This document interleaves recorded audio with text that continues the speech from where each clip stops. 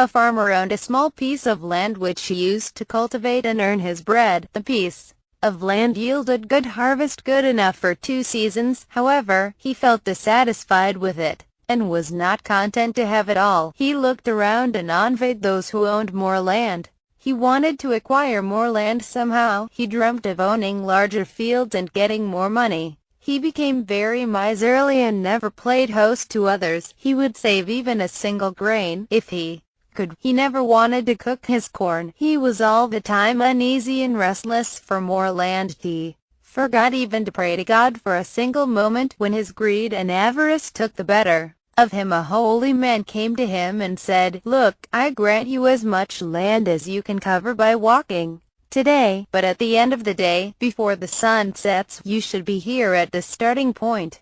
The holy man marked a line with his stick on the ground. The farmer joy knew no bounds. He now felt that he would fulfill his dreams and desires of getting more land which he wished to own, and it would be completely his. So without losing any further time, he took the holy man's permission and set out as fast as his legs could carry him. He ran through the land he wished to cover and own. At every distance, he noticed land which looked more beautiful and green. He kept walking farther and farther. He wanted to cover all the land possible. Not once did he look back to see how much land he had covered. He only looked forward to see how much land he had not covered yet. He did not waste a single moment. Every moment he took a step further for more land. Suddenly, the farmer looked at the sky and the sun was about to set. He was very far away from the starting point. As per the holy man condition, he had to get back to the place from where he had begun. He felt very nervous. The prospect of losing the covered ground made him hasten his walk back home. He found that his feet failed to carry him at that pace. He was now panting and very tired. However, he never left hope. He kept on running, and the sun too was on its way to set. The question now was, who would win the race, the sun or the farmer? The farmer kept running as fast as he could and soon saw the holy man waiting for him at a distance. He now prayed to God to give him strength to reach the finishing line, but it was perhaps too late. The farmer was still away from the starting point and the sun had already set. The farmer became too breathless to reach the end. He collapsed due to tiredness. His greed took his life. He lost his balance of mind to pace up his walking. His avarice to acquire immeasurable land had blinded him so much that he could not think how much he was really capable of walking to cover a distance. He did not realize his own capacity and limitation. He met with complete downfall. His greed went on increasing with each of his step.